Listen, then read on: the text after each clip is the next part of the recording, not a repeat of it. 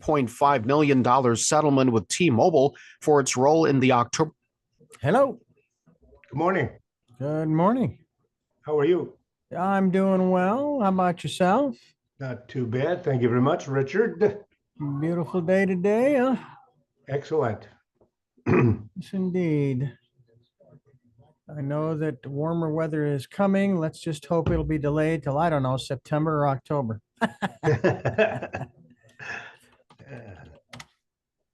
Go. Elizabeth should be joining us in about 4 or 5 minutes. Okay. And what is your what's your area of expertise you'll be talking about today? Well, I've written a book that it's a memoir that recites my experiences and adventures in the entertainment business, an attorney in the entertainment business. That interesting.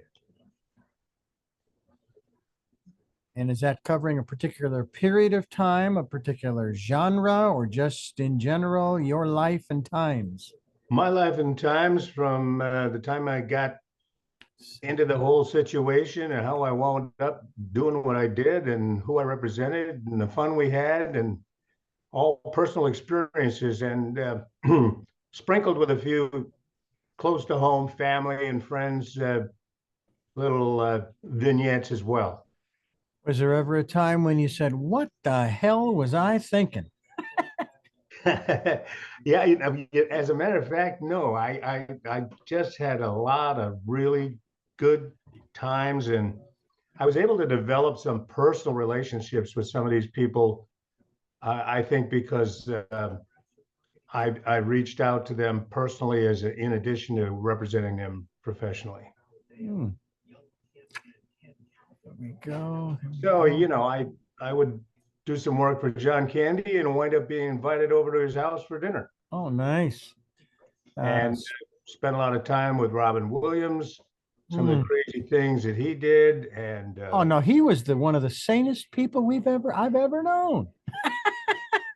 he was an imaginative, funny poet. He was indeed. He was indeed. I actually was concerned for him as well as even Steve Martin, because one of the things that I have noticed is that, especially when it comes to comedians, usually, I should say, maybe not usually, but that there always seemed to be a dark side. I've seen that. I saw that in Jim Carrey as well, which may be, I don't know, one of the reasons why maybe he stepped away from Hollywood and that whole thing. But it's like, there seems to be a psychological aspect to that. There's no question about it, Richard. I agree with you 100%. I have to tell you that I deliberately avoided any of that reference in my book. I said zero negative things because I don't really deal in that level of conversation. I know it exists. I said to several people who approached me and said, we'd like to get you to talk about John Candy, and they were looking for dirt. Okay. Yeah. And I said, look, I'm not going to get involved with that. I said, everybody probably on the planet has a dark side. Yeah. And quite frankly, if anybody tells you he or she does not have a dark side, they're lying. Part of their dark side is lying. Yeah, exactly. But I didn't get into that at all. I refused. I just wanted to talk about the good things. Yeah. Can you turn on your video so that Elizabeth can see you? Since we don't do things in person, I'm sorry. I thought it was on. Is it on now? Let me see. I got to get over to that screen. Not yet. There you go. That popped up. Just popped up. Excellent. All right, good. Is No, the, is, I applaud you for your above ethics, my if head. you I can. will. Yeah, you got plenty of headroom there. Oh, No, I I mean, need to take that off. is the lighting okay? Oh, you're fine. We don't use the video. She uses it for her own Okay. personal use. But she doesn't, we don't post it, as far Oh, as I know, good. we don't Okay, post it in that regard. that's fine. Yeah. By the way, I have an interview coming up with two individuals who were part of the original Little House on the Prairie series. Wow. And apparently there is going to be a reboot with some of the original cast. And I have Wow. that interview coming up in a week. I think it's in about a week or so. It's the gal who played Nasty Nellie. Yeah. And then a gentleman who played Laura Ingalls' love interest, if you will. Oh yeah. Yeah. So I'm not remembering their names off the top of my head, but I loved that program. I sat there every evening when it was on, and Sure. as a kid, and I would tear up. I mean, Yeah. I'm a sensitive kind of guy, Sure. I got it. And to this day, Richard, I'm still trying to find the recipe from the Baldwin sisters. Oh, that's right. I remember those two. Oh my God, they were the nicest women And you they could had ever want to meet. the greatest recipe. Oh, they did indeed, although you didn't let a lot of people know that. Richard, you have a message. All right, I'm going through a whole bunch of what is this? A bunch of garbage. Oh, did you? I tell you, I was just trying to, Elizabeth, she's in, but she hasn't spoken yet. I was trying to pay my registration on my vehicle. You ready for Yeah. this? I want to do it online, right? I've done it online before. Oh, sure, The me amount, too. let's just say the amount's $100, right? I go Yeah. online and I go through and put in this, put in that, put in the other. Okay. Registration, $160. What? Mhm. Why? And then I can't even go to the DMV because I'll have to pay that extra $60. Aha. And so it's like the only way I can do it is put it in the mail and make sure that it's Richard, postmarked. can you hear me? You are coming through loud and clear, dear. Okay, good. And your guest is, of course, right here. So, and it's like, I don't understand. It's an electronic transaction. Why are Yeah. you, and it's the same thing, trying to transfer from, say, PayPal to Venmo to this, to that, to the other. I just am flabbergasted at the way that business, quote unquote, free enterprise has literally nickeled and dimed us into bankruptcy or brokeism and those kinds of things. Then Yeah. all the subscriptions that we want, Netflix and Hulu and YouTube and on and on and on. And they just slowly but surely ratchet up the price Oh yeah. to the point where you long for a television with only 3 networks. which is rapidly disappearing. Yeah, yeah. Well, Netflix, NBC, of course, the only outlet, unless you want to subscribe to the NBC uh, Peacock. on demand, is Peacock. Yeah, exactly. Which we go there and we pay I don't know, it's $5.99 or what have you. Yeah. Fortunately, with our T-Mobile account, they pay for Netflix. I think Netflix, Hulu, and I think it's Apple TV. As long as we're with them, Yep. they take care of that. So that's kind of nice. But I don't know. I don't want to become that old guy. Get off my lawn, you kids. Oh, heavens. But anyway, life is good. All in all, life is very good.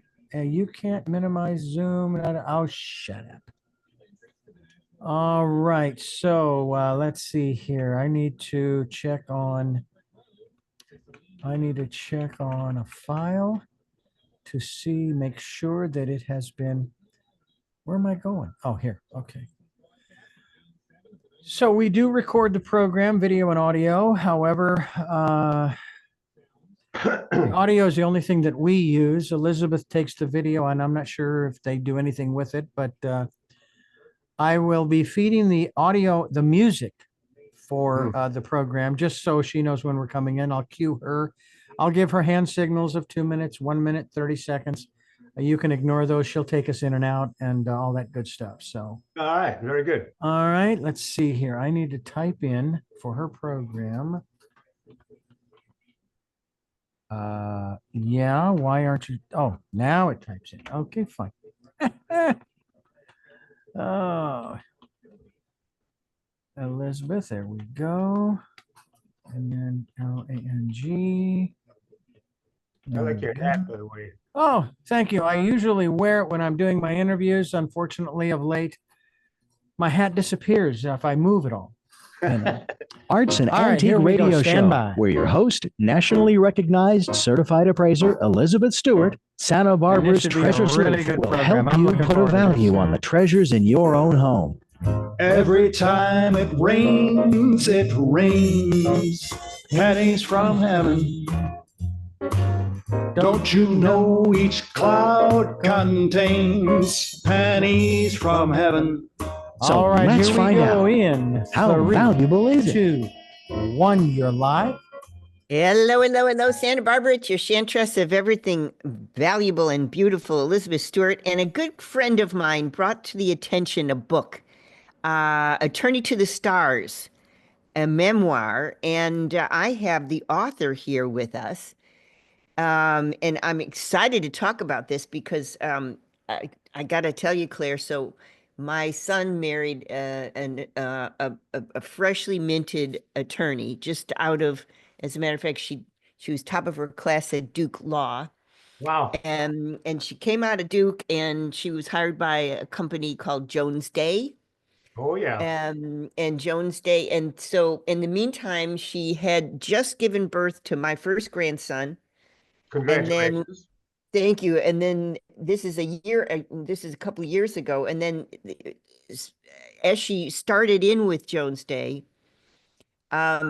she became pregnant with my second grandchild.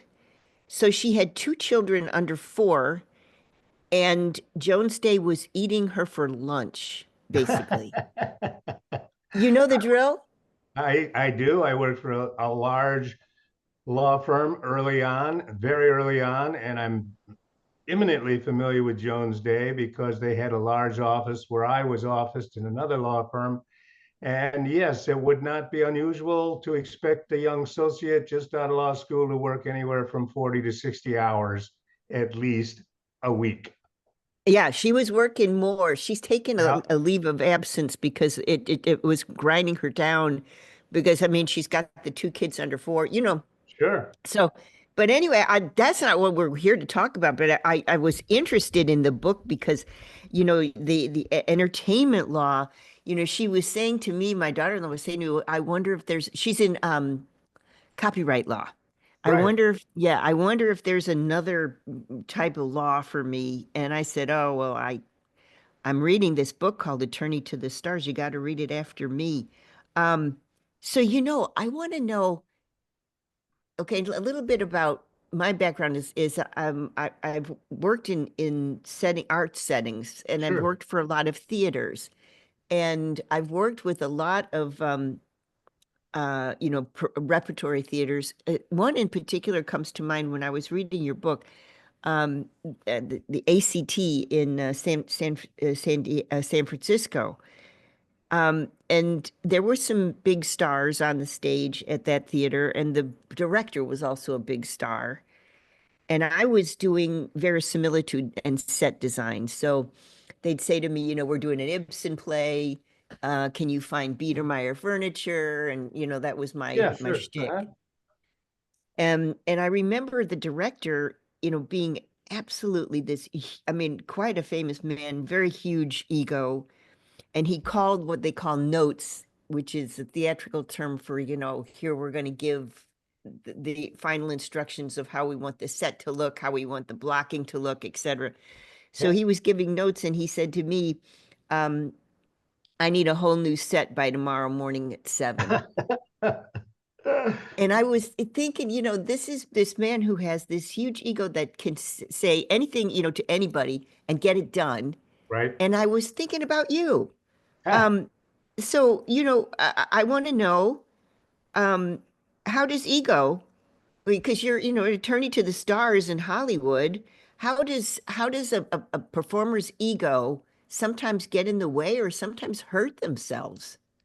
oh, there's no question about that. And one of the things that I developed with my clients who were celebrities and they were famous and were well known, but they're all basically human beings. And so you cut through some of that stuff and try to get as personal as you can so that you can respond to questions that they may not feel comfortable in talking to you about in just a straightforward, like attorney-client relationship. And I think one of the secrets to that was to be straightforward, very straightforward. I could never consider being a yes man, so to speak. And if there was bad news, I shared it and I said, here's the deal. I'm not going to hide anything. Here's the bad news, but here's what we can do about it, and Ah, and give them some alternatives. And you'd be surprised. All of a sudden, the ego thing sort of like takes a back seat, and you're dealing with them one on one, and they appreciate the fact that you're open and honest and straightforward, and you're not trying to hide anything. I guess what I'm kind of driving at is I'm using the example of working with some high-powered theatrical directors in my career as, set designer. And I'm thinking about sometimes I was thinking, the dividing line between a really incredibly supportive ego, I can do anything kind of attitude, which some Right? of them had, and the dividing line between that and sociopath was was sometimes kind of like lingering there. No, seriously, Richard, because the world revolves around me, Yeah. the classic sociopath. And I'm thinking, did you ever feel that boundary? I think it would pop up here and there with different people, but some of the people that I got to work with that had that kind of approach and that kind of inflated ego oftentimes drifted out of the picture and were in, just it didn't mesh, it didn't work. And I had to accept that, and that was fine. But what I developed and what I talk about in the book is those that were not that way, that didn't push too far and became close and opened up. And even though they realized they had success and a big ego or whatever, when you go to dinner with them at their home, it's different than if they're out parading around and trying to be recognized and signing autographs and so forth. No. And so the ego thing, you're saying they came and went out of the picture. That, in other words, they weren't your kind of client, or their careers tanked.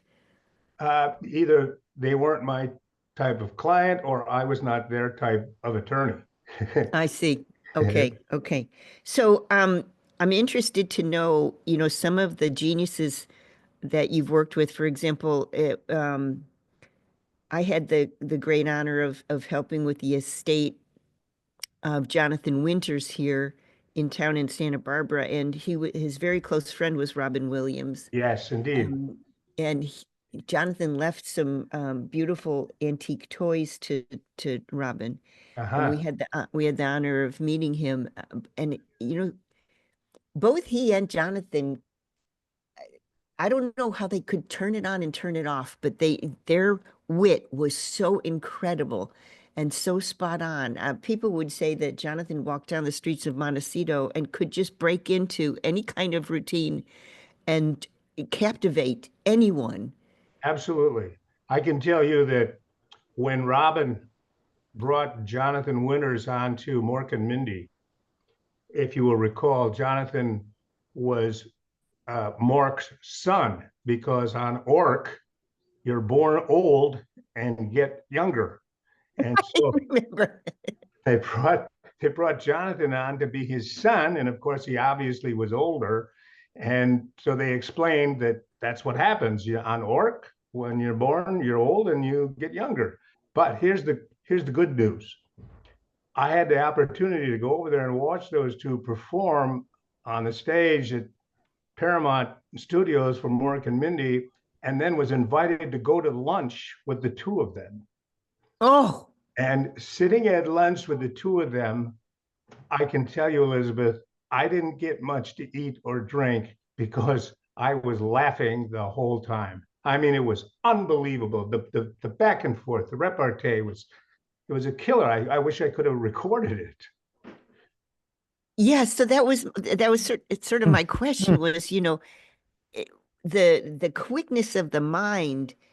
Oh, so I mean, I've known a few people with that kind of wit and just razor sharp minds. Those minds can get people into trouble too. Oh yeah. And I wondered if you'd share a story or two along those lines. Well, I have an experience that I'm going to put down in writing, and I'm thinking about a second book. And Huh?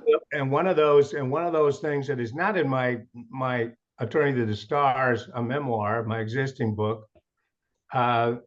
It was a situation where exactly that happened. Robin was performing on stage and made some comments that were very funny, but they led to his being sued. And I wound up representing him in defense. Fortunately, we had a good result. And if you want to know the whole story, you can wait for the second book to be published. Oh, that's fantastic. Well, I want to reintroduce Claire Burrell, author of Attorney to the Stars, a memoir, available. I believe is it already at Chaucer's, Claire? I think so. It should be available everywhere now, Elizabeth. It was released on March 6th.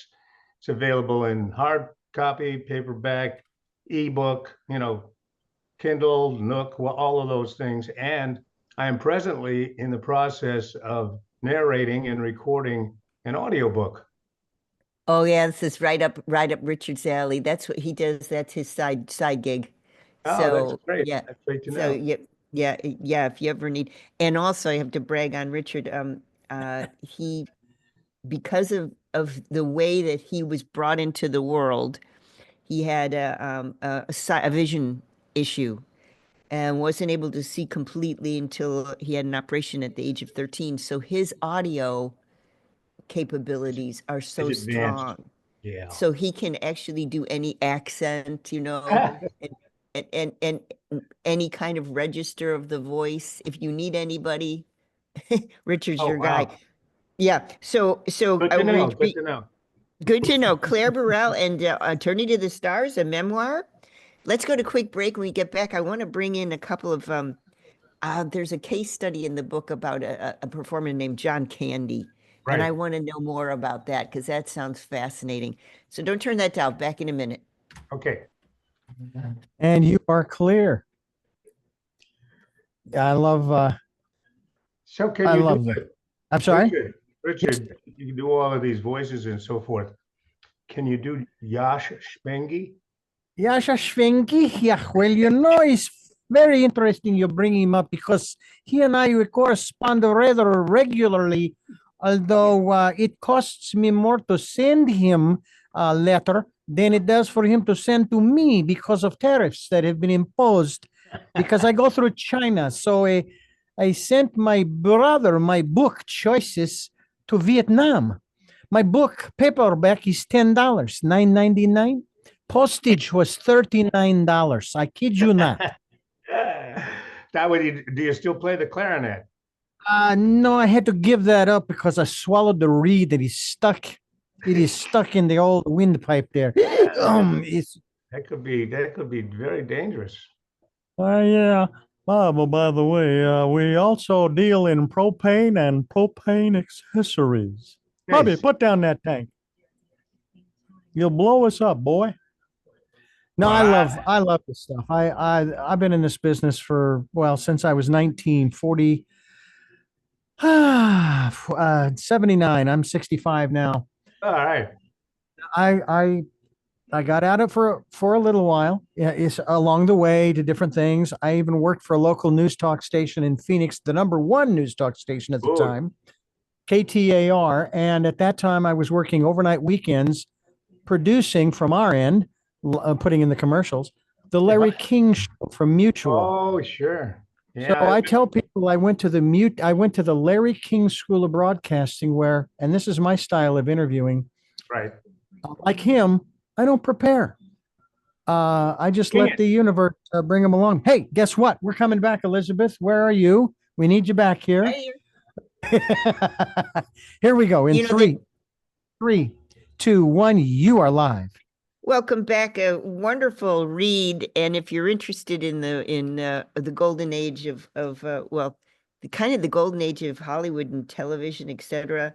And this is the book for you. It's Attorney to the Stars, a memoir. The author, Claire Burrell, is that Attorney to the Stars. And some of the figures he writes about in the book, you know, he writes about John Candy, Robin Williams, the Rolling Stones, he and his wife behind the stage with the Rolling Stones. I mean, this is a Harvard lawyer. I mean, it's just an incredible read. We talked a little bit about John Candy and how he kind of unannounced came into your office. Tell us the story, Claire. Okay, this is actually the first chapter in my book, and I literally was very new to Southern California. I'd only been practicing law for a very short period of time, and I was alone in the office except for the receptionist. Everyone else was at lunch, and the receptionist came in and said, "There's a young man in the lobby, the reception area, who doesn't have an appointment, but he would like to speak to an attorney." So curiously, I went out to the area and found this very jovial looking young man who turned out to be John Candy. And the reason he had come to talk to an attorney was he had just been brought down to Los Angeles and the Los Angeles area to perform a part in Steven Spielberg's then being produced movie called 1941, starring Aykroyd and John Belushi, Dan Aykroyd and John Belushi. And John was disconcerted with his manager in Toronto, where John is originally from, and someone had suggested that if he was that upset about his relationship, that maybe he should talk to an attorney, and that's why he came to see us. And I, fortunately, was the guy there, and we struck up a relationship. And by the end of our meeting, I had fired his manager. Yeah. So then another little vignette in the book that I thought was so interesting was you being invited behind the stage by the role Mick Jagger. Can you tell us what that was like? What'd your wife think?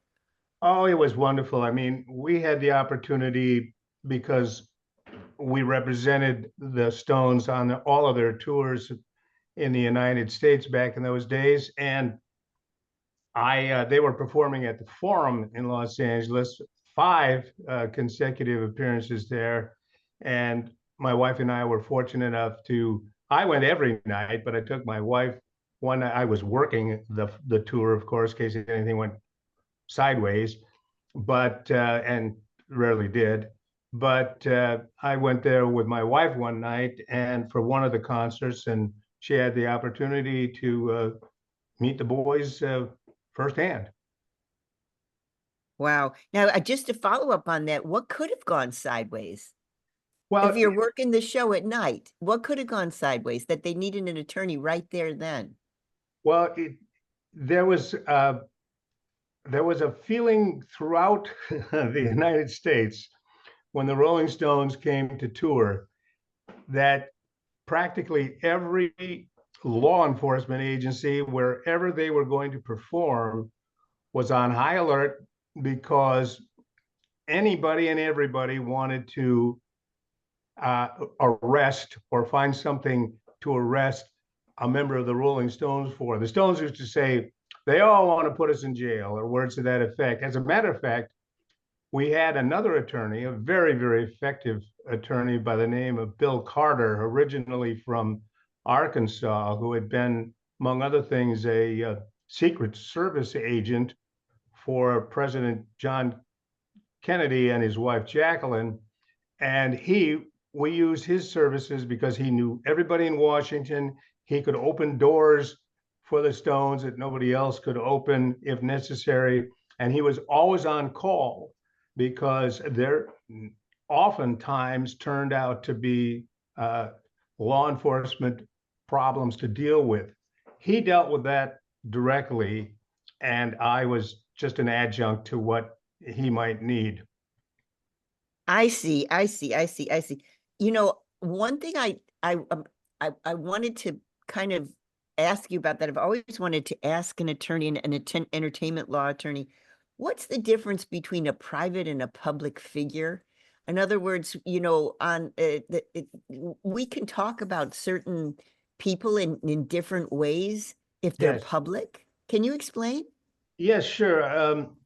If you are a public figure, let's say the President of the United States, the CEO of a major well-known corporation, or someone in the public light, you are subject to conversation about you, comments about you that do not necessarily constitute a cause of action. In other words, I can say things about a public figure that if I said them about somebody else who was not in the public light, there would be a different standard as to what the person would have to prove to show defamation, libel, slander. For example, if I slandered the President of the United States, in other words, if I said some words that would be slanderous, if I said them about you, the President of the United States or anybody, any public figure would have to prove that I was acting maliciously, that I had malicious intent in my wording. So I might say, well, that guy, that guy's a goof, or that guy's not trustworthy. I don't like that guy, words to that effect. That's okay if it's a public figure and I am not doing anything malicious. And that's a difficult standard of proof to show that someone was malicious. I can imagine. I can imagine right now what's going on in the Trump administration. I can imagine that being a really fine line. Oh, yes. You know, with people that have very thin skin, for example, and oh, you know, you do have a malicious attempt because, you know, some of the language is so incendiary. There's been some times when in print, in like these, what we call some of these rags, okay, they'll come out with a blast on the front page of their publication, and it'll be very, very derogatory, either by picture or comment or whatever. But if it's a celebrity, they have to show that the purpose behind the publication was malice, intent to malign. And that's, so if you're a celebrity and you see your name on one of these publications, you may or may not be able to successfully do anything about it because you can't show malice. I can tell you one situation where Please, I'm sorry? please do. That's what I was driving at. I want to know a case study about this. Well, I can give you a simple example. It's not in the book. Maybe now that we're talking, I'll put it in the second book. But yes, Yeah. the situation is that Um, one of those publications printed something derogatory about a client of ours, and I'll leave it at that. When I found out, it was brought to my attention. I wrote to the publication what we call the Black Bart letter, a nasty letter saying to them, cease and desist, but more importantly, retract. Because one of the things that someone accused of libel or slander or defamation can do is retract what they said. And that will cure the situation. But the retraction has to be in the same way, in the same place, in the same location as the original speaking or writing occurred. So I wrote off a letter demanding that this publication print a retraction and retract what they said about our client. And what they did instead, or I should say, what they did to accomplish the retraction, was they printed a full page of my letter in their next. Oh, you're kidding. No, they printed a full page of my letter in the next publication, or next issue of the publication. And that was that, because they retracted. But that wasn't actually a retraction. Because you're saying you retract in the same way, in the same Yes. format, in the same, but them showing your letter is not the same format. It's not the same. Well, it was close enough because they put it in their publication, and that's where the original damning statement was printed. So they printed my letter and called it a retraction. And what were we going to do? I suppose we could have fought it, but the client was happy, and that put an end to it. Wow. That's extremely interesting. Yeah. And I like how you explain things so simply, and I can understand when you say at the beginning of the interview that your byword was just to be straightforward and tell it as it is. Yep. Yeah, I think that's remarkable. Before we go to quick break, I have to ask the most important question of the interview, of course. Sure.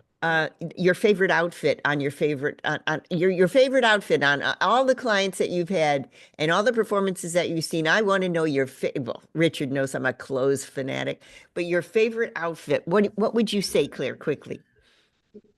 Quickly, the first chapter is called Mr. Mambo. And at the end of the chapter, you will see a picture of John Candy dressed as Mr. Mambo. And he was fantastic in that character. Yes. Okay. Yes.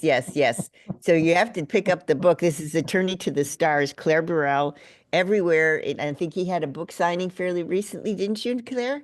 Yes, I had a book signing at Barnes & Noble in Westlake Village. Right. Okay. So how did that go? It went very, very well. Very well received. Lots of people came there. We had a wonderful time.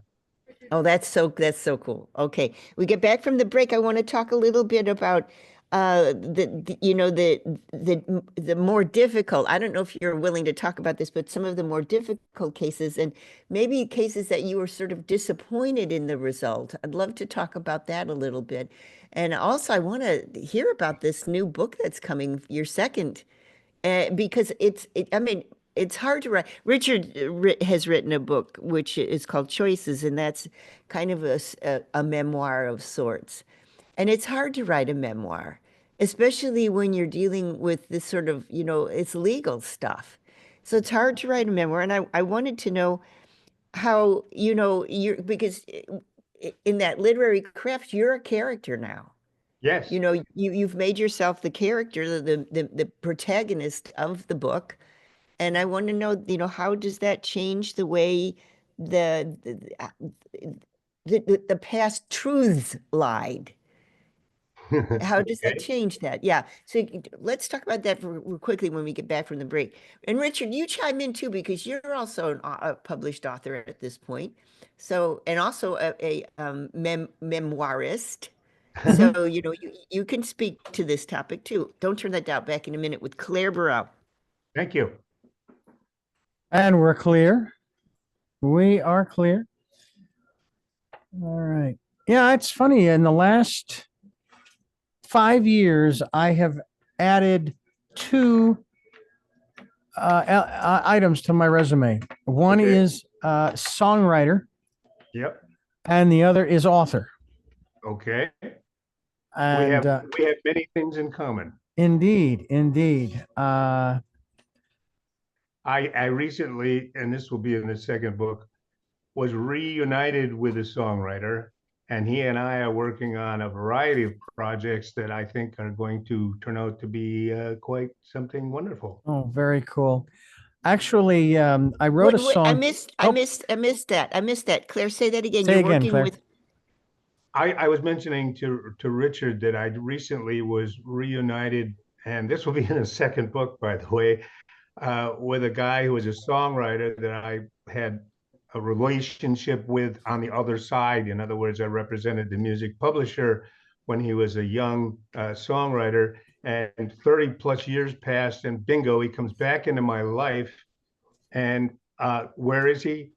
He's in Westlake Village, California, and I'm in Thousand Oaks. I mean,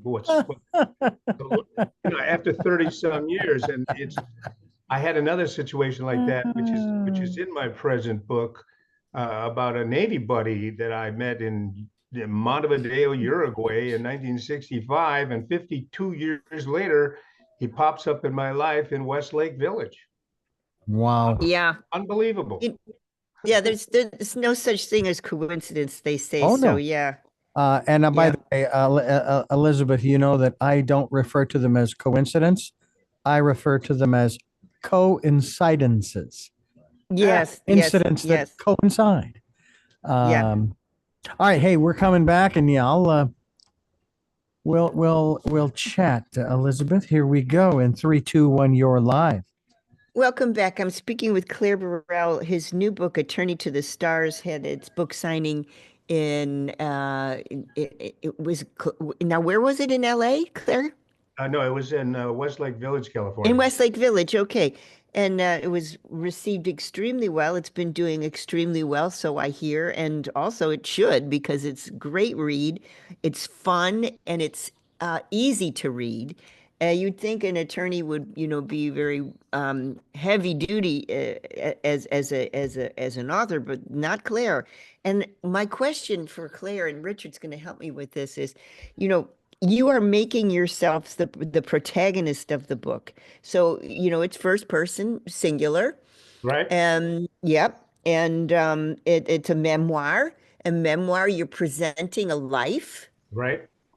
And that's got to be a challenge because, you're presenting a life, but you're presenting a life as an attorney that has a fiduciary responsibility, Right. right? So, how does that impact the way you tell the story? You tell the truth. Yeah. No. Okay. because there's no action against the truth. I mean, we talked a little bit about slander, libel, defamation. In the ordinary sense, not the public figure sense, truth is the absolute defense. So if somebody called me something that wasn't true, I can sue for defamation, and all I have to show is it's not true. Well, now I'm going to split hairs because you Yeah. know as well as I do that today my truth isn't your truth and your truth isn't my truth.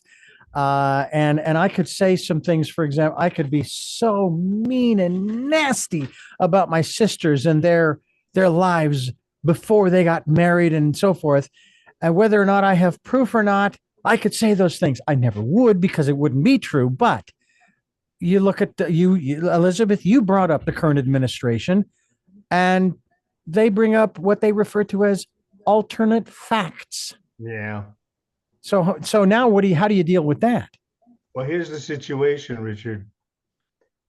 If the onus is upon you to prove it's true, in other words, what I said was true. You can't sue me for libel, slander, defamation, or whatever, because it's true.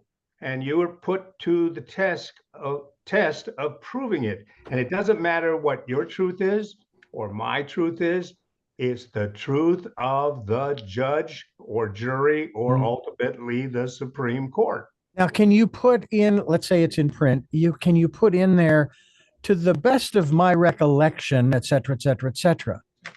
For No. example, in my book, I talk about how my first wife and I bought our first house. Right. And to the best of my recollection, these are the events that took place.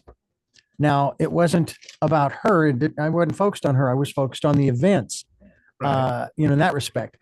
She may say, no, we didn't do that. We did this. No, we actually didn't do that. We did this.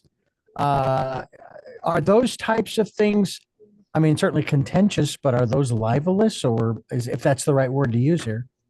Well, libel is when it's written, slander is when it's spoken. Mm-hmm. So it depends on whether you're dealing with, like I mentioned earlier about the publication Yeah.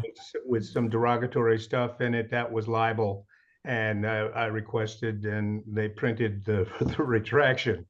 But the question I would have for you is if you're talking about events and she disagrees with the way the events, she recalls the events or you recall the events, where's the slander? I mean, who have you defamed? True. That exactly. I mean, but we hear about people who are Holocaust deniers, or that one guy Sure. who does these podcasts about, I don't know if it was Sandy Hook or one of the school Yeah. shootings, and he getting sued and tossed off of his thing, lost his advertisers, et cetera, et cetera.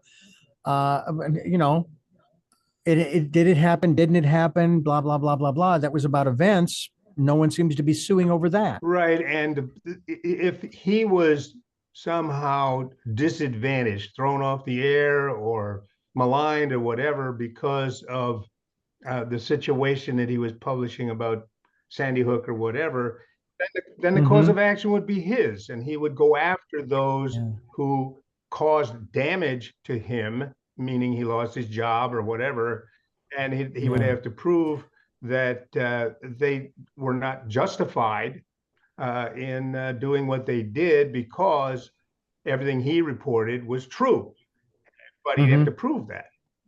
Right, right. And not to So you, it's not to me, but to the court.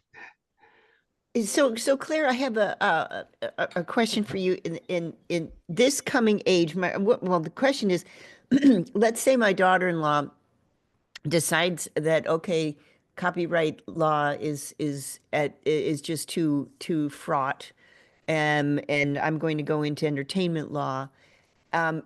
I would think that it would be a really tough time to go into entertainment law with, all of the AI issues and all of the the issues in who actually owns, for example, a person's voice or a piece of music or even the grouping of 5 notes together. Right. You're absolutely right. And I can tell you it's a different world. The whole entertainment world is a different world, and therefore law in the entertainment world is totally different today than it was when I began many years ago. I taught law. I taught at the Santa Barbara and Ventura Colleges of Law for many years, and I was speaking with my wife last evening, and I said, I quite frankly am glad I'm not teaching constitutional law any longer because of the tremendous amount of different things that are going on involving the Supreme Court. But that's also true in the areas that you mentioned, Elizabeth. For example, AI. And I've done a lot of work in the copyright area. And now with the introduction of AI, the whole area of copyright law is impacted in a way it never was before. By the way, I interviewed a gentleman who uses AI to write his books. Sure. And this is the way he put it. He says, number one, AI is a tool. Number one. Number two, when you put in all of the parameters for your book into the whatever the program is, AI, right. what is put out, the output is your first draft. So I came up with this analogy. I said, okay, so basically what you're telling me is that you put in these parameters, AI kicks out this big old lump of clay.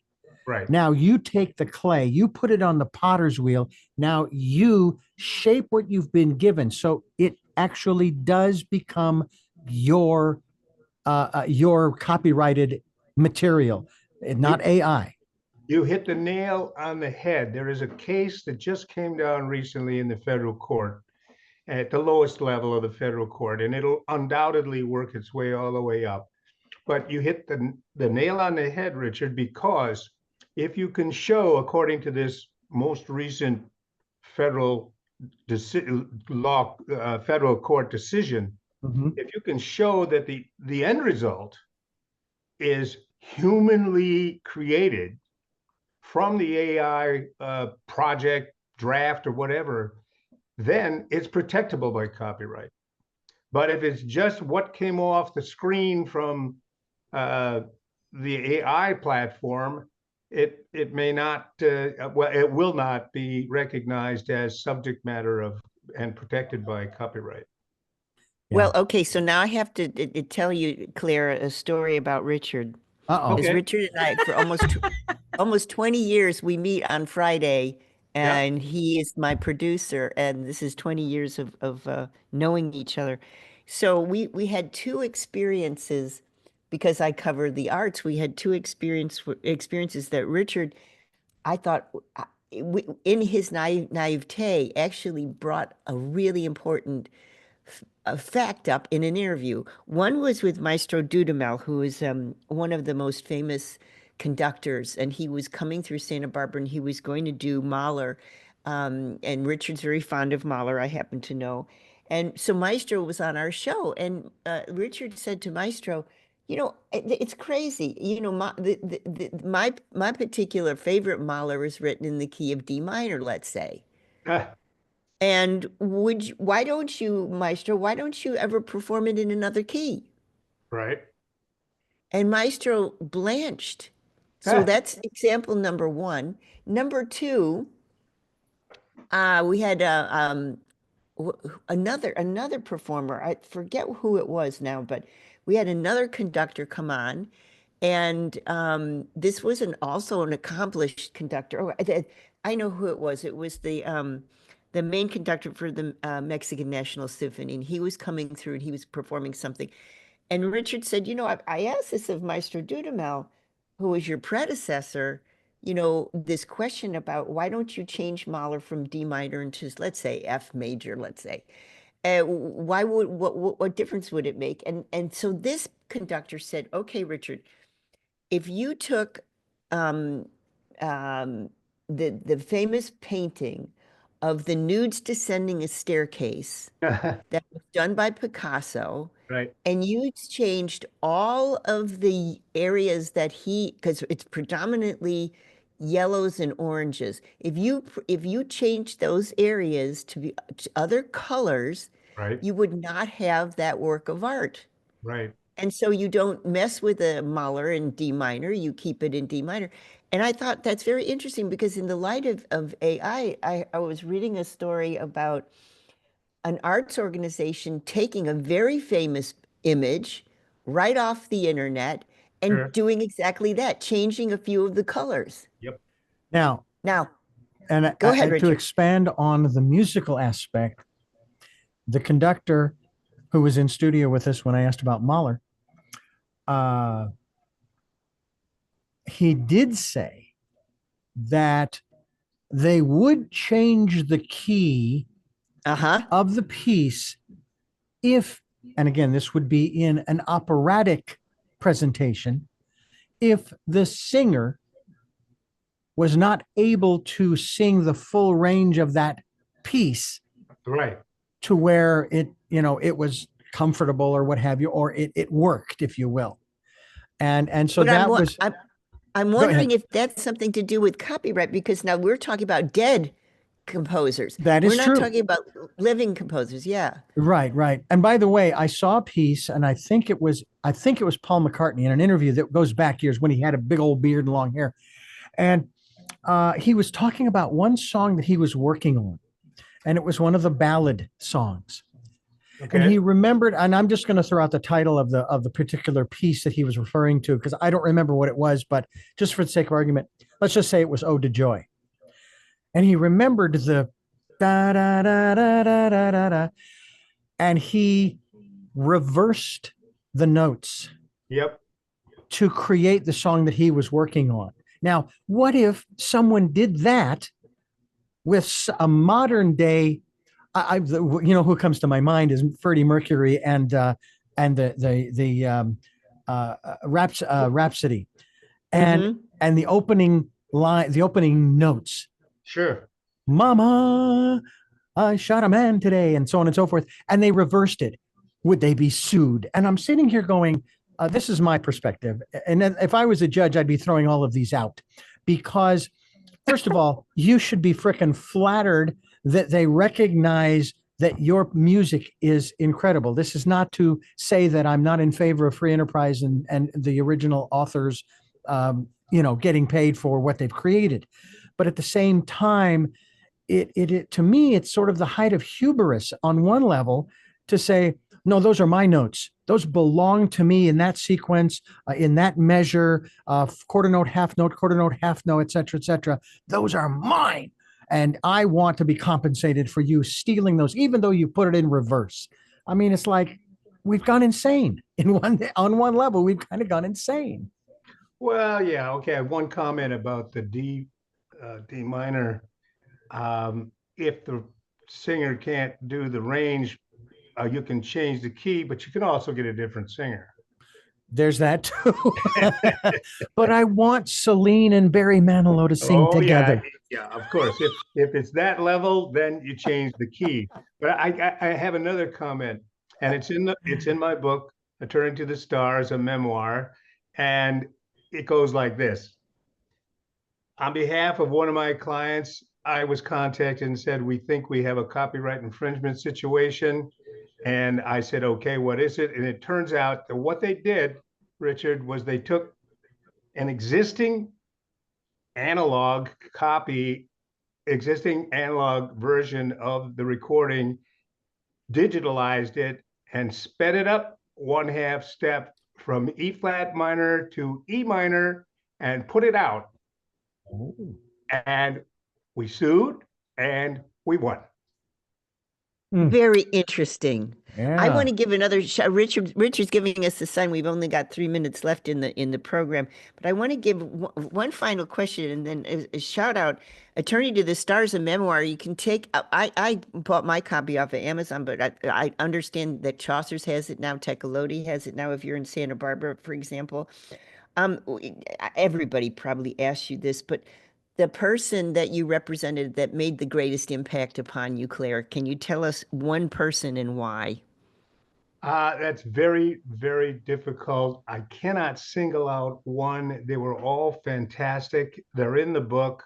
I had wonderful and totally disparate uh, relationships with them, and it would be unfair to any of them to say one was more favorable or better or what have you than the other. Right. Okay. I guess the deepest personal relationship you formed. That's right. I mean, I was very close with Bill Withers. I was very close to Waylon Jennings. I was very close to Robin Williams, John Candy, and others. And I couldn't possibly single out any one of those as being more memorable or more important than the other. Right, exactly. So one more shout out. We're gonna pick it up, and Richard, you can see by talking with Claire how clear the prose is in the book, and how interesting it is to kind of mix law and that age in which he was practicing law. I mean, we're talking about some really interesting things that somebody of our generation was witnessing on a daily basis on TV in the old-fashioned way. Attorney to the Stars, a memoir, Claire Burrell. Thank you so much, Claire, for being with us today. We loved talking with you. Thank you, Elizabeth and Richard, and Godspeed. Pick up that book, guys.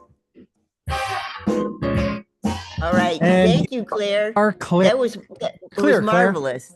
I'm sorry. That was fun. That was a lot of That fun. was. I enjoyed it immensely. Thank you so very much. Oh, you bet. Anytime.